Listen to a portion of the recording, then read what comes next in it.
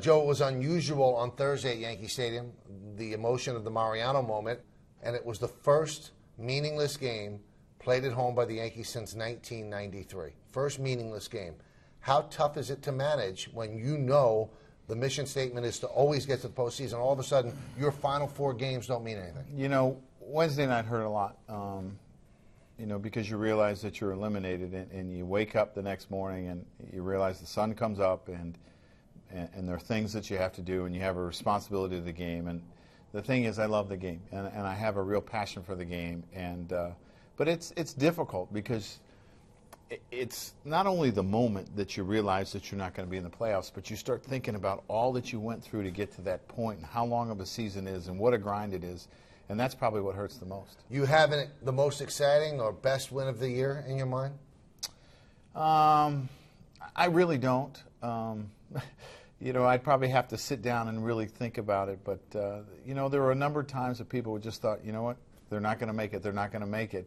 And we seem to bounce back. And for that, I'm very proud of the guys. There's so many times I sit down because, you know, as the season ends, you're not that far out of a playoff spot. And there are games that I go, wow, that was tough. I think the Oriole loss when you had a chance to sweep them. Yes. And you lose that game. I think the 4 losses to the Mets hurt. Losing 2 out of 3 to the Padres. And then I think the 3 when Alex came back in Chicago really sting. Is there anything that stands out to you that you say that was a killer? Well, you know, I think the real killer came when we got swept in Boston. Because even till that point, you went through all that. You lost the 4 to the Mets. You lost the 3 in Chicago, 2 out of 3 to the Padres. The 1 game to Baltimore at home. We were still right there when we had won 3 out of 4 in Baltimore. And that was probably what really hurt us, was when we lost 3 in Boston, and then we proceeded to lose 2 out of 3 in Toronto and put ourselves in a very bad spot. Now, we know the injuries also set this team back, but you really had a relatively healthy year from your starters, but they didn't perform the way you wanted them to. What was wrong with CC this year? You know, it's hard to say, Michael. There was so much talk about his velocity, you know, and I really think it came down to a mechanical thing a little bit, where maybe he was trying to generate too much power at times and not just making his pitches and the ball was cutting. His fastball would cut or his changeup would cut, and there was some inconsistency there. You know, some people might think that he had the off-season surgery and maybe he was behind the 8 ball a little bit. I don't necessarily think that's true. But did he lose too much weight? No, I don't think so. I mean, this is still a big man and a very strong man. So, you know, I really don't know. I was really encouraged what I saw the last start, because I thought it was the best his fastball was during the course of the year, the consistency of it, the downhill angle, and I'm encouraged for next year. I was really puzzled by Kuroda. There was a point in the season where I thought, this guy might win the Cy Young Award. Yes. And then the final 2 months of the season, it was like a different pitcher. What happened? You know, his sinker became flat to me, where, you know, the first 4 months it had this. And then it started to get this. And is that fatigue? You know, the interesting thing about fatigue, and I'm asked about that all the time, you're not tired when you're winning.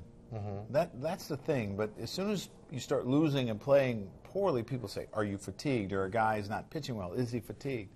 Everyone's tired at this time of the year. But when you're making your pitches and you're winning, it's not talked about. Did notice that I'm going to be in the rotation next year? Well, yeah, I think so. I mean, he pitched extremely well the last 2.5 months or whatever he did. And the big thing is he needs to put it together for a year next year and be a big starter for the Yankees. Do you think that David Robertson is the guy who replaces Mo? You know, he's going to get, I'm sure, every opportunity. You know, that's something that I'm sure will be discussed over the winter. But this kid has had a number of good years. He was able to close the game out Friday night, which the poor guy got booed when he came in the game because people wanted to see Mo in Houston. But he's done really well. Do you think, and I'm putting you on the spot again, that this could be it for Cano in a Yankee uniform? Do you get the sense that there's a chance he might not return? Well, there's always a chance when you're a free agent, because you have seen, I mean, players like an Albert Pujols, who everyone thought he would retire at Cardinal. He was a great Cardinal, and then he got the huge offer from the Angels, and he went there. And there are things that sometimes change your mind. It's hard to imagine him not in a Yankee uniform, but it's hard to say.